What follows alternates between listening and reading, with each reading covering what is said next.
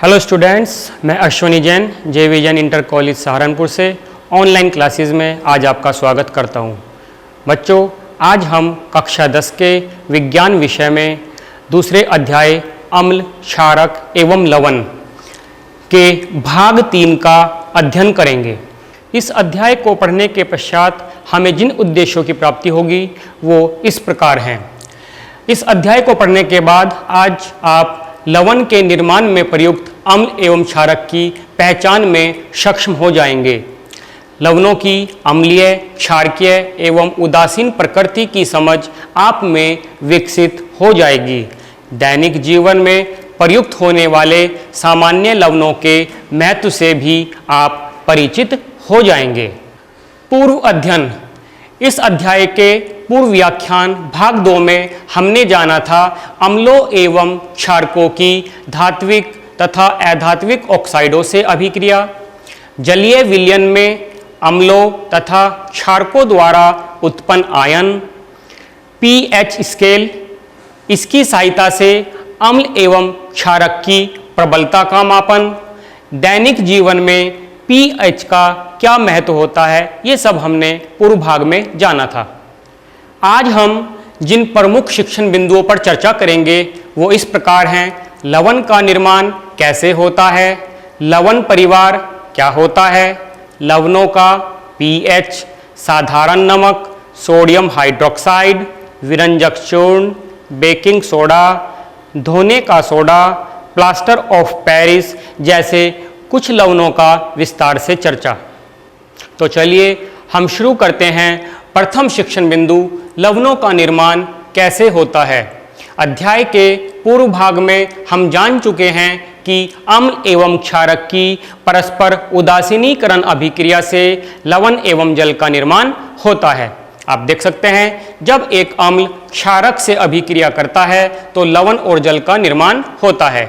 जैसे हाइड्रोक्लोरिक अम्ल की अभिक्रिया जब सोडियम हाइड्रोक्साइड क्षारक से कराई जाती है तो सोडियम क्लोराइड लवण प्राप्त होता है। साथ ही इस प्रक्रिया में जल के अणुओं का निर्माण भी होता है। तो हम जान चुके हैं अम्ल और क्षारक परस्पर अभिक्रिया करके लवणों का निर्माण करते हैं। अब हम बात करते हैं लवण परिवार। समान धन या ऋण मूलक वाले लवणों को एक ही परिवार का कहा जाता है।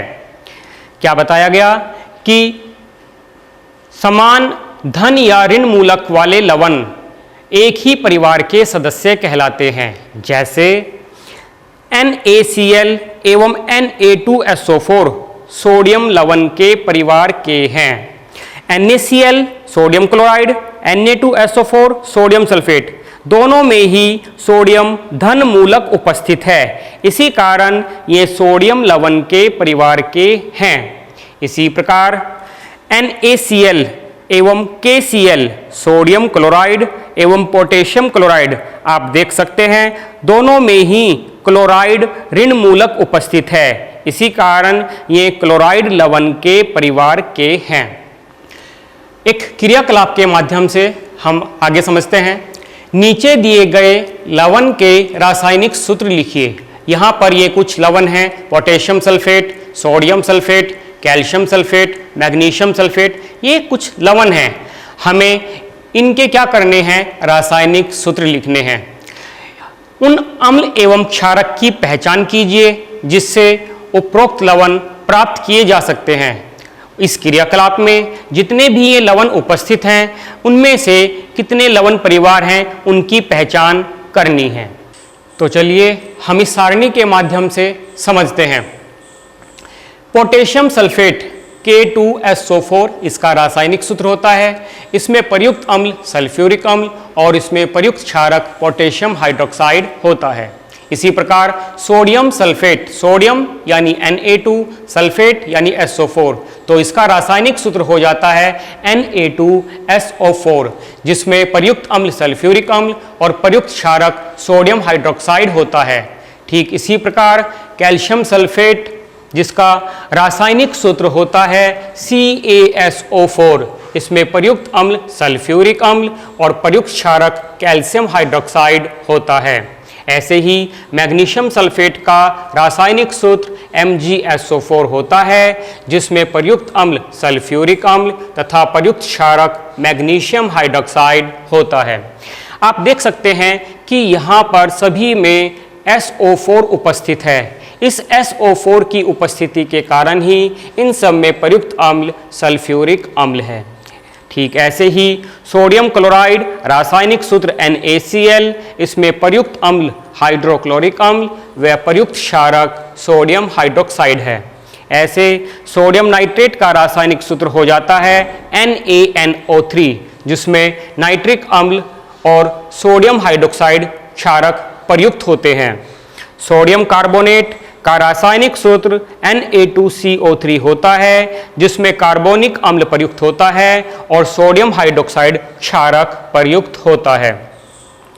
ठीक इसी प्रकार अमोनियम क्लोराइड का रासायनिक सूत्र NH4Cl होता है, जिसमें हाइड्रोक्लोरिक अम्ल और अमोनियम हाइड्रोक्साइड क्षारक का प्रयोग किया जाता है। बच्चों, अभी हम आपसे पूछा गया था कि इसमें कौन कौन से लवण परिवार हैं जिनकी आप पहचान कर पाएंगे। तो आइए हम पहचान करते हैं। हम देखते हैं कि SO4 यहाँ तक जितने भी लवण हैं उन सब में SO4 है, इसलिए हम कह सकते हैं कि ये सभी लवण सल्फेट परिवार के लवण हैं। जबकि NaCl, NH4Cl दोनों में ही क्लोराइड उपस्थित है। इस कारण हम कह सकते हैं कि सोडियम क्लोराइड और अमोनियम क्लोराइड परिवार के लवण हैं। ऐसे ही NaCl में सोडियम, NaNO3 में सोडियम और Na2CO3 में भी सोडियम है। ठीक इसी प्रकार सोडियम सल्फेट में भी सोडियम है। तो हम कह सकते हैं sodium sulphate, sodium chloride, sodium nitrate व सोडियम कार्बोनेट, ये चारों सोडियम परिवार के लवण हैं। तो इससे निष्कर्ष निकलता है कि हम सल्फेट लवण, सोडियम लवण, क्लोराइड लवण के परिवारों की पहचान कर पा रहे हैं। अब हम बात करते हैं हमारा अगला टॉपिक लवणों का pH। लवणों का pH। इस अध्याय के पूर्व भाग 2 में हम जान चुके हैं कि यौगिक के pH मान से उनकी अम्लीय, क्षारीय एवं उदासीन प्रकृति का पता लगाया जा सकता है। प्रबल अम्लों का pH मान कम व प्रबल क्षारों का pH मान अधिक होता है। अध्याय के भाग 2 में हमने यह जाना था कि pH की सहायता से किसी भी पदार्थ की अम्लीय, उदासीन या क्षारीय प्रकृति का पता लगाया जा सकता है। कल हमने ये जाना था भाग 2 में कि अम्लीय पदार्थों के pH मान 7 से कम होते हैं, उदासीन यौगिकों के pH मान 7 व क्षारीय यौगिकों के pH मान 7 से अधिक होते हैं। प्रबल अम्ल एवं प्रबल क्षारक के लवण के pH का मान 7 होता है तथा ये उदासीन होते हैं, जैसे सोडियम क्लोराइड। सोडियम क्लोराइड आप सभी जानते हैं, जिसे हम नमक कहते हैं, ये एक उदासीन लवण होता है। उदासीन प्रकृति के कारण ही हम इसे अपने भोजन में प्रयोग करते हैं। प्रबल अम्ल एवं दुर्बल क्षारक के लवण के pH का मान 7 से कम होता है तथा ये अम्लीय होते हैं, जैसे अमोनियम क्लोराइड। ठीक इसी प्रकार प्रबल क्षारक एवं दुर्बल अम्ल के लवण के pH का मान 7 से अधिक होता है तथा ये क्षारीय प्रकृति के होते हैं, जैसे सोडियम कार्बोनेट। तो बच्चों, आपने जाना कि सभी लवणों की प्रकृति एक जैसी नहीं होती। कुछ लवण अम्लीय प्रकृति के, कुछ लवण क्षारीय प्रकृति के तथा कुछ लवण उदासीन प्रकृति के होते हैं। अब बच्चों, हम चलते हैं अगले शिक्षण बिंदु की ओर, जिसका नाम है साधारण नमक। साधारण नमक से आप सभी परिचित हैं, जिसका रासायनिक नाम होता है सोडियम क्लोराइड और उसका रासायनिक सूत्र होता है NaCl। हम जानते हैं कि हाइड्रोक्लोरिक अम्ल एवं सोडियम हाइड्रोक्साइड के विलयन की अभिक्रिया से उत्पन्न लवण को सोडियम क्लोराइड कहते हैं। यह एक उदासीन लवण होता है जो स्वाद में खारा होता है। इसी कारण इसका उपयोग हम अपने भोजन में करते हैं। अभी आपको बताया गया कि जब हम सोडियम हाइड्रोक्साइड क्षारक और हाइड्रोक्लोरिक अम्ल की अभिक्रिया कराते हैं तो इनकी परस्पर अभिक्रिया से हमें एक सोडियम क्लोराइड नामक लवण प्राप्त होता है। इसी लवण को हम साधारण भाषा में नमक कहते हैं, जो स्वाद में खारा होता है और इसकी प्रकृति उदासीन होती है। समुद्री जल में कई प्रकार के लवण घुले होते हैं। इन लवणों में से मुख्य रूप से सोडियम क्लोराइड को पृथक किया जाता है। युगों के व्यतीत होने के साथ समुद्र के कुछ हिस्सों के सूख जाने के कारण विश्व के अनेक भागों में ठोस नमक के भंडार विद्यमान हैं। अपद्रव्यों यानी अशुद्धियों की उपस्थिति के कारण यह भूरे रंग के बड़े बड़े क्रिस्टलों के रूप में पाया जाता है। इसे खनिज नमक कहते हैं। खनिज नमक का खनन कोयले की तरह होता है। आप सभी जानते हैं कि हम नमक को बनाते नहीं बल्कि नमक को समुद्र से प्राप्त करते हैं। समुद्र हमारा बहुत सारे लवणों का भंडार है, उसमें से मुख्य रूप से इसी सोडियम क्लोराइड को प्राप्त किया जाता है। युगों के व्यतीत होने से समुद्री जल के या समुद्र के कुछ हिस्से सूख गए और उनके सूखने के कारण नमक के बड़े बड़े भंडार विश्व के अंदर उपस्थित हैं। इस नमक में अशुद्धियां आ जाती है, जिसके कारण वह नमक हमें भूरे रंग की बड़ी बड़ी चट्टानों, बड़े बड़े क्रिस्टलों के रूप में मिलता है और हम इनका खनन खनिजों की तरह ही करते हैं। हमारे स्वतंत्रता संग्राम में महात्मा गांधी की दांडी यात्रा में नमक एक महत्वपूर्ण प्रतीक था। बच्चों, गांधी जी की दांडी यात्रा से हम सभी परिचित हैं, जो ब्रिटिश सरकार के विरुद्ध नमक कानून तोड़ने से संबंधित है। तो गांधी जी की महत्वपूर्ण दांडी यात्रा इसी नमक कानून तोड़ने के लिए हुई थी। साधारण नमक का उपयोग भोजन के साथ साथ हमारे दैनिक उपयोग के कई पदार्थों जैसे sodium hydroxide, baking soda, washing soda, विरंजक चूर्ण आदि के निर्माण के लिए एक महत्वपूर्ण कच्चा पदार्थ है। यानी साधारण नमक को हम बहुत सारे अन्य पदार्थों के निर्माण के लिए कच्चे पदार्थ के रूप में प्रयुक्त करते हैं। अब हम बात करते हैं अगला शिक्षण बिंदु सोडियम हाइड्रोक्साइड, जिसका सामान्य नाम कास्टिक सोडा होता है। इसका रासायनिक सूत्र NaOH होता है। अभी हमने आपको बताया था कि सोडियम क्लोराइड यानी नमक बहुत सारे पदार्थों के निर्माण में कच्चे पदार्थ के रूप में प्रयुक्त होता है। तो सोडियम क्लोराइड के जलीय विलयन यानी लवण जल से विद्युत धारा प्रवाहित करने पर यह वियोजित होकर सोडियम हाइड्रोक्साइड उत्पन्न करता है। इस प्रक्रिया को क्लोर क्षार प्रक्रिया कहते हैं, क्योंकि इसमें निर्मित उत्पाद क्लोरीन यानी क्लोर एवं सोडियम हाइड्रोक्साइड जो एक क्षार है होते हैं। अभिक्रिया को इस प्रकार प्रदर्शित किया जा सकता है। जब सोडियम क्लोराइड के जलीय विलयन में विद्युत धारा प्रवाहित करते हैं तो हमें सोडियम हाइड्रोक्साइड प्राप्त होता है। इसके साथ हमें क्लोरीन गैस और हाइड्रोजन गैस की प्राप्ति भी होती है। इस प्रक्रिया का नाम क्लोर क्षार प्रक्रिया इसलिए है, अभी आपको बताया, क्योंकि इस प्रक्रिया में हमें क्लोरीन यानी क्लोर तथा क्षार NaOH प्राप्त होता है। इसलिए NaOH को प्राप्त करने की इस प्रक्रिया का नाम क्लोर क्षार प्रक्रिया है। आप इस चित्र की सहायता से देख सकते हैं, यहाँ पर एक विद्युत अपघटनी सेल लिया गया है जिसमें नमक का घोल यानी लवण जल लिया गया है। एनोड एवं कैथोड की सहायता से जब नमक के इस घोल के अंदर विद्युत धारा का प्रवाह किया जाता है तो हमें एनोड पर क्लोरीन गैस तथा कैथोड पर हाइड्रोजन गैस एवं सोडियम हाइड्रोक्साइड प्राप्त होता है। इनके बीच होने वाली रासायनिक अभिक्रियाओं के फलस्वरूप हमें क्लोरीन गैस, हाइड्रोजन गैस व NaOH प्राप्त होता है, जो अलग अलग कार्यों में प्रयुक्त होते हैं। क्लोरीन का उपयोग जल की स्वच्छता के लिए स्विमिंग पूल, PVC, रोगाणुनाशक, CFC आदि के लिए किया जाता है। ठीक इसी प्रकार से हाइड्रोजन का उपयोग ईंधन के रूप में किया जाता है। NaOH का उपयोग धातुओं से ग्रीस हटाने के लिए, साबुन तथा अपमार्जक आदि बनाने के लिए किया जाता है।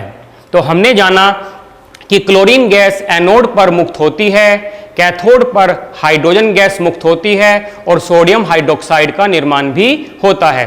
सोडियम हाइड्रोक्साइड का उपयोग मुख्य रूप से प्रयोगशाला में क्षारक के रूप में किया जाता है। अब हम बात करते हैं नए शिक्षण बिंदु विरंजक चूर्ण, जिसे हम ब्लीचिंग पाउडर भी कहते हैं। इसका रासायनिक नाम होता है कैल्शियम हाइपोक्लोराइट या सोडियम ऑक्सीक्लोराइड एवं इसका रासायनिक सूत्र होता है CaOCl2। अभी हमने जाना कि जब सोडियम क्लोराइड लवण जल का वैद्युत अपघटन कराया जाता है तो हमें एनोड पर क्लोरीन गैस प्राप्त होती है। जब हम इस क्लोरीन गैस को शुष्क बुझे चूने के ऊपर प्रवाहित करते हैं तो हमें एक क्लोरीन की गंध वाला सफेद रंग का पाउडर प्राप्त होता है। इसी पाउडर को हम विरंजक चूर्ण या ब्लीचिंग पाउडर कहते हैं। तो आपको बताया शुष्क बुझे चूने पर क्लोरीन गैस की अभिक्रिया से हमें विरंजक चूर्ण यानी ब्लीचिंग पाउडर प्राप्त होता है, जो एक सफेद रंग का क्लोरीन की तीव्र गंध वाला अकार्बनिक यौगिक होता है। इस विरंजक चूर्ण के क्या उपयोग होते हैं? विरंजक चूर्ण का उपयोग सूती वस्त्रों एवं लिनेन के वस्त्रों के विरंजन में वस्त्र उद्योग में किया जाता है। साथ ही कागज की फैक्ट्री में लकड़ी के मज्जा यानी जो पल्प होता है उसके विरंजन में करते हैं और लॉन्ड्री में कपड़ों के विरंजन में इसका उपयोग किया जाता है। इसका उपयोग पीने के जल को जीवाणु से मुक्त करने के लिए किया जाता है। जब जल के अंदर हम ब्लीचिंग पाउडर यानी विरंजक चूर्ण डालते हैं तो जल के साथ यह अभिक्रिया करके क्लोरीन गैस मुक्त करता है। इसी क्लोरीन गैस की उपस्थिति के कारण जल के अंदर उपस्थित जीवाणु रोगाणु नष्ट हो जाते हैं। इसी प्रकार विरंजक चूर्ण का उपयोग विभिन्न रासायनिक उद्योगों में उपचायक यानी ऑक्सीकारक के रूप में किया जाता है। तो हमने जाना विरंजक चूर्ण के क्या उपयोग होते हैं। अब हम बात करते हैं बेकिंग सोडा, जिसको हम खाने का सोडा भी कहते हैं। इसका रासायनिक नाम होता है सोडियम हाइड्रोजन कार्बोनेट एवं इसका रासायनिक सूत्र होता है NaHCO3। बेकिंग सोडे से आप सभी परिचित हैं। हम अपने घरों में बेकिंग सोडे का उपयोग स्वादिष्ट पकौड़ी, खस्ता आदि बनाने में और साथ ही साथ कुछ खाद्य पदार्थों के जल्दी पकने में प्रयोग करते हैं। जैसे कि आपने देखा होगा घरों में चने, राजमा, छोलों को जब बनाते हैं तो उससे पहले हम उनको बेकिंग सोडे में भिगोकर छोड़ देते हैं। तो बेकिंग सोडा, जिसे हम खाने का सोडा भी कहते हैं, इसका उपयोग आमतौर पर रसोई घर में स्वादिष्ट खस्ता पकोड़े खाने को शीघ्रता से पकाने के लिए किया जाता है। इसके निर्माण में सोडियम क्लोराइड का उपयोग एक मूल पदार्थ के रूप में किया जाता है। जब सोडियम क्लोराइड के जलीय विलयन में CO2 व NH3 कार्बन डाइऑक्साइड व अमोनिया गैस को प्रवाहित किया जाता है तो इनकी परस्पर अभिक्रिया से अमोनियम क्लोराइड व बेकिंग सोडे का निर्माण होता है। तो क्या बताया आपको, नमक के जलीय विलयन में कार्बन डाइऑक्साइड व अमोनिया गैस प्रवाहित करने पर हमें बेकिंग सोडा विलयन प्राप्त होता है, जिसका सांद्रण करने पर हमें एक सफेद रंग का पदार्थ प्राप्त होता है। इसी को हम बेकिंग सोडा या खाने का सोडा कहते हैं। इसका जलीय विलयन असंक्षारक क्षारीय प्रकृति का होता है, जो अम्ल को उदासीन करने में प्रयुक्त किया जाता है। भोजन पकाते समय इसे गर्म करने पर निम्न अभिक्रिया होती है।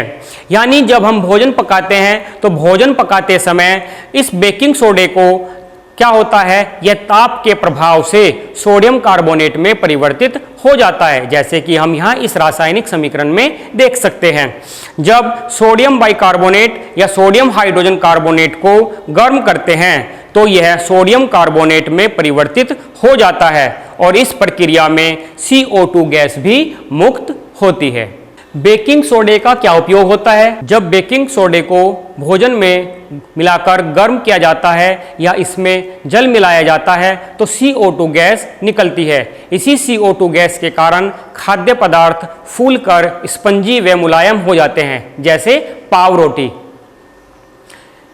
NaHCO3 यानी बेकिंग सोडा और टार्टरिक अम्ल से प्राप्त अम्ल जब आपस में अभिक्रिया करते हैं तो CO2 गैस निकलती है। इसी CO2 गैस के कारण क्या होता है, पाव रोटी, केक आदि फूलकर मुलायम एवं स्पंजी हो जाता है। इसका दूसरा उपयोग क्या है? इसका उपयोग एंटासिड्स के एक संघटक के रूप में किया जाता है, यानी जब उदर में अम्लता एसिडिटी हो जाती है तो हम उसे बेकिंग सोडा विलयन लेने की सलाह देते हैं। यानी बेकिंग सोडा विलयन क्षारीय प्रकृति का होता है जो पेट के अंदर उस अम्लता को शांत कर देता है। इसका उपयोग सोडा अम्ल अग्निशामक में भी किया जाता है। जब बेकिंग सोडा अम्ल से अभिक्रिया करता है तो CO2 गैस निष्कासित होती है और इस CO2 गैस का ही उपयोग हम आग बुझाने में करते हैं। आप यहाँ समीकरण में देख सकते हैं कि जब ये बेकिंग सोडा अम्ल से अभिक्रिया करता है तो CO2 गैस निकलती है। इसी CO2 गैस का उपयोग अग्निशामक यंत्रों में किया जाता है। बच्चों, अब हम बात करते हैं एक नए शिक्षण बिंदु, धोने का सोडा या धावन सोडा। इसका रासायनिक नाम होता है सोडियम कार्बोनेट डेकाहाइड्रेट और इसका रासायनिक सूत्र होता है Na2CO3 × 10H2O। अभी हमने जाना कि बेकिंग सोडे को गर्म करके सोडियम कार्बोनेट प्राप्त किया जा सकता है। जब बेकिंग सोडे को गर्म किया जाता है तो सोडियम कार्बोनेट का निर्माण होता है। सोडियम कार्बोनेट के पुनः क्रिस्टलीकरण से धोने का सोडा प्राप्त किया जाता है। जब सोडियम कार्बोनेट जल से अभिक्रिया करता है तो धावन सोडा प्राप्त होता है। धावन सोडा में उपस्थित 10H2O क्रिस्टलन जल को दर्शाते हैं। लवण के एक इकाई सूत्र के जल के निश्चित अणुओं की संख्या को क्रिस्टलन का जल कहते हैं। यानी कि बहुत सारे यौगिक ऐसे होते हैं जिनके साथ जल के अणु जुड़े होते हैं। यौगिकों के साथ जुड़े हुए इन जल के अणुओं को क्रिस्टलन जल का अणु कहते हैं।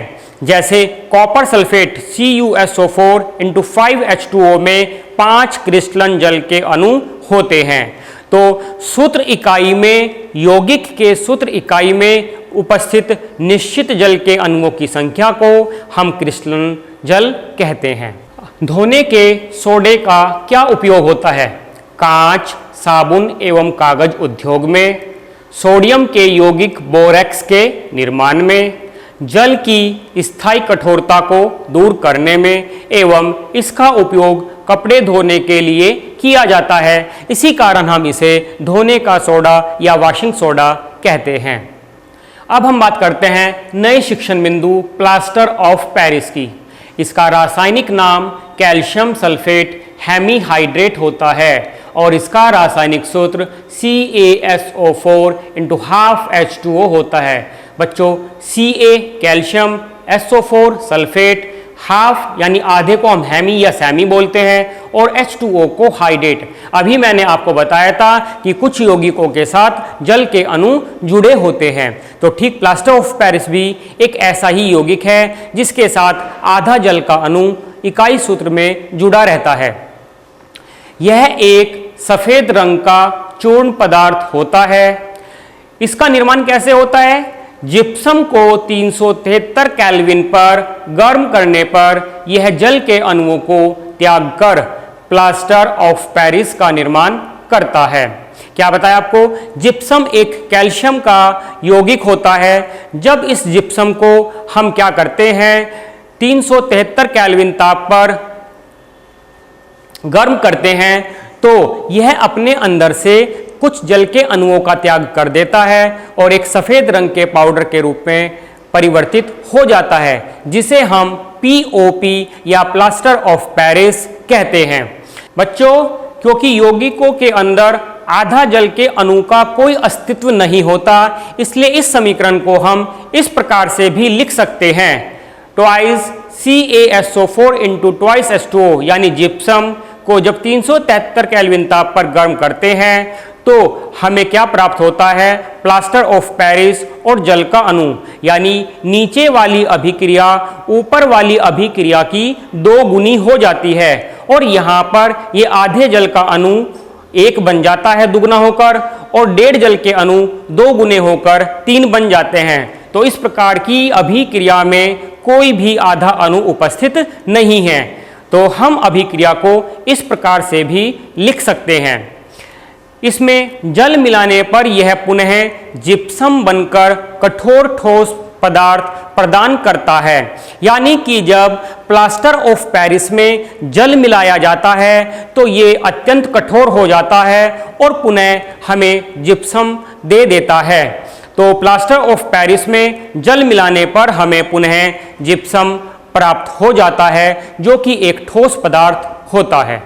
उपयोग, प्लास्टर ऑफ पेरिस का क्या उपयोग होता है? इसका उपयोग डॉक्टर द्वारा टूटी हुई हड्डियों को सही जगह पर स्थिर रखने के लिए प्लास्टर चढ़ाने में किया जाता है। आप देखते हैं कि जब किसी भी दुर्घटना में कोई हड्डी टूट जाती है तो डॉक्टरों के द्वारा उस पर प्लास्टर चढ़ाया जाता है। यह प्लास्टर इसी पीओपी का होता है। तो पीओपी का उपयोग हम क्या करते हैं? प्लास्टर चढ़ाने में डॉक्टरों द्वारा किया जाता है इसका उपयोग। ठीक इसी प्रकार से इसका उपयोग मूर्तियों, खिलौनों, आप देख रहे हैं ये पीओपी के बनाए हुए खिलौने हैं। दीवारों व छतों पर डिजाइन बनाने में भी किया जाता है। आपने घरों की दीवारों व छतों पर पीओपी से बने हुए डिजाइन जरूर देखे होंगे। तो वो सभी डिजाइन प्लास्टर ऑफ पेरिस से ही बनाए जाते हैं। तो हम देखते हैं कि आज हमने क्या सीखा। हमने सीखा समान धन या ऋण मूलक वाले लवणों को एक ही परिवार का कहा जाता है। प्रबल अम्ल एवं प्रबल क्षारक से निर्मित लवण उदासीन होते हैं, जैसे साधारण नमक। हमारे दैनिक जीवन एवं उद्योगों में लवणों के कई उपयोग होते हैं। अभी हमने बहुत सारे उपयोगों के बारे में जाना। लवण के एक सूत्र इकाई में जल के निश्चित अणुओं की संख्या को क्रिस्टलन का जल कहते हैं। तो आज आपको जो पढ़ाया गया है उसी से संबंधित कुछ गृह कार्य आपको दिया जा रहा है। इस पढ़ाए हुए अध्याय से संबंधित गृह कार्य आप स्वयं करके देखेंगे। जैसे कि प्रश्न नंबर 1 है, CaOCl2 यौगिक का प्रचलित नाम क्या है? अभी हमने आपको बताया था कि कैल्शियम हाइपोक्लोराइड यानी कैल्शियम ऑक्सीक्लोराइड, जो कि क्या है?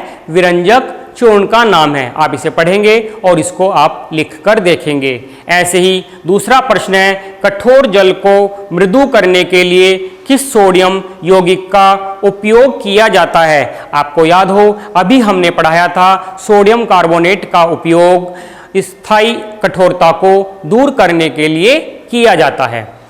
ऐसे ही प्लास्टर ऑफ पेरिस की जल के साथ अभिक्रिया के लिए समीकरण लिखिए। जब मैंने आपको प्लास्टर ऑफ पेरिस पढ़ाया था तो आपको बताया था कि प्लास्टर ऑफ पेरिस जल से अभिक्रिया करके एक कठोर पदार्थ जिप्सम में परिवर्तित हो जाता है और हमने इसको एक रासायनिक समीकरण के माध्यम से जाना था। तो आपको यहाँ पर उसी रासायनिक समीकरण को लिखना है। तो बच्चों, आज हम इस भाग 3 को समाप्त करते हैं और इस भाग 3 के साथ ही हमारा ये अध्याय 2 अम्ल, क्षारक एवं लवण समाप्त हो जाता है। धन्यवाद।